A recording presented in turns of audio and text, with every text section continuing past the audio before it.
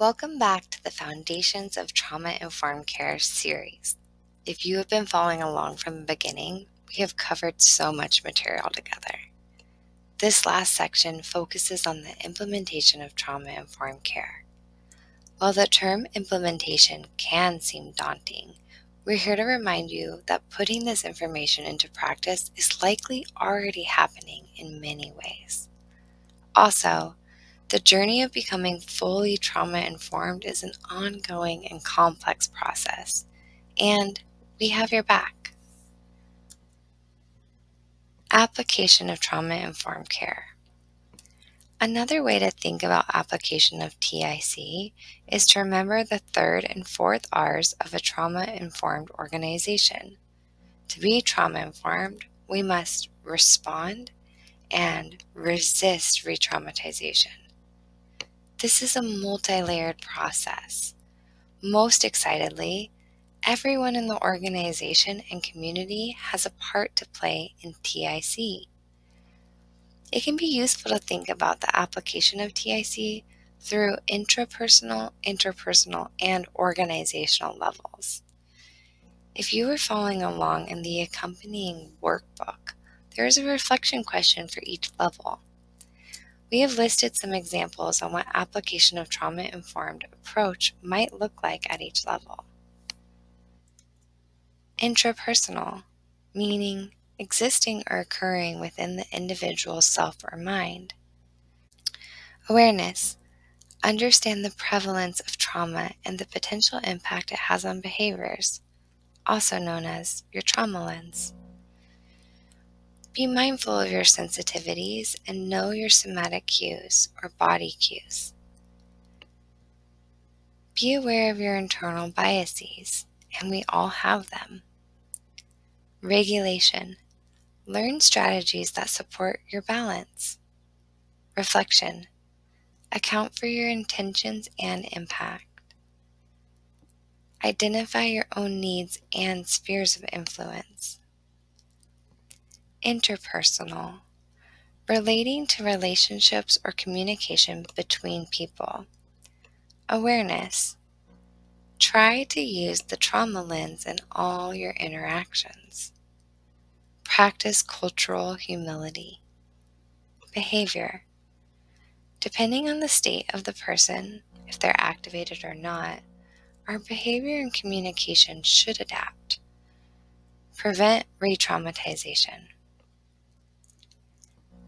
Organizational. Relating to an organization or the way it is set up.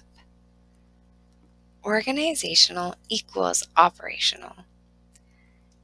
In trauma-informed care, we work in our organizations to elevate the underlying practices, procedures, and policies from interpersonal to operational.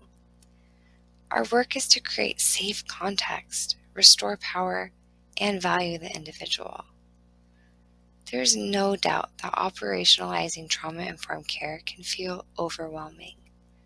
For that reason, we have brought back the slide on the 6 principles of trauma-informed care.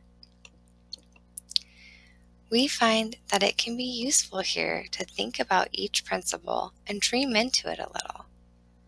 We wonder if you can find one way you might be able to create change on an individual or an organizational level under each principle. There is some space provided in the workbook for you to have some fun with this activity. TIC as culture change. Ultimately, implementing trauma-informed care is initiating culture change. Success will look like shifts becoming embedded and seen throughout the entire organization. It's often an entire paradigm shift. Some important considerations. All change can generate feelings of loss, even good ones. Be sure to make space for transition on an emotional level too. Leadership investment in trauma-informed care is critical. If possible, utilize a transition monitoring team who can focus solely on trauma-informed care. Commit to maintenance of knowledge and skill development. Can you make a plan to ensure ongoing learning and growth throughout your entire organization? Collaboratively picture how the organization will look when it's fully trauma-informed. There's a lot of power in allowing ourselves to dream into possibilities together. A culture of trauma-informed care. It involves all aspects of program activities, setting, relationships, and atmosphere. It's more than just implementing new services. Trauma-informed care involves all groups: administrators, supervisors, direct service staff, support staff, and consumers. A culture of trauma-informed care involves making trauma-informed change into a new routine, a new way of thinking and acting. And a culture of trauma-informed care requires a commitment to an ongoing process of self-assessment, review, hearing of feedback from consumers and staff, and an openness to changing policies and practices. 10 implementation domains. Culture change can seem like a monumental task. The Substance Abuse and Mental Health Service Association, SAMHSA, has identified 10 implementation domains which can help us organize where we focus our energy.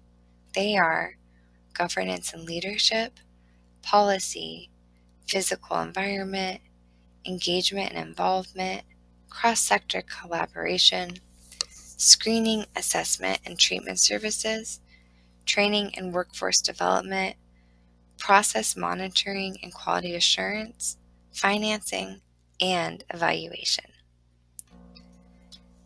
Implementation of TIC. Some helpful reminders to keep in mind while undertaking the implementation process are: change is a conscious, intentional, and ongoing process, which supports a learning community and requires constantly responding to new knowledge and developments. Elevating trauma-informed practice to the level of policy and procedure is imperative to organizational change. And inclusion and lived experience is key to informed organizational change. TIC Logic Model. Here at Trauma Informed Oregon, we have spent a lot of time thinking about these topics and trying to create useful resources that can assist you in the journey.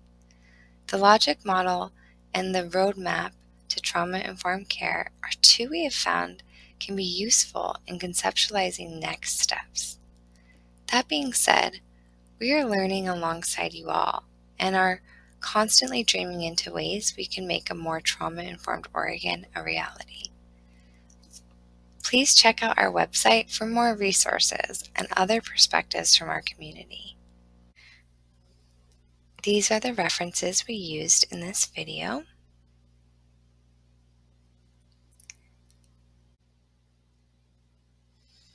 In closing, thank you so much. Trauma Informed Oregon is so grateful for everyone committed to further integrating trauma-informed care into their lives and their circles of influence. Some sample closing questions for the end of a training can look like: what worked well? What would you have liked to see done differently? What did we miss? What would you like to have seen included in this session? If you would like to answer any of these questions, or if you have additional comments or feedback, please contact us at info@traumainformedoregon.org.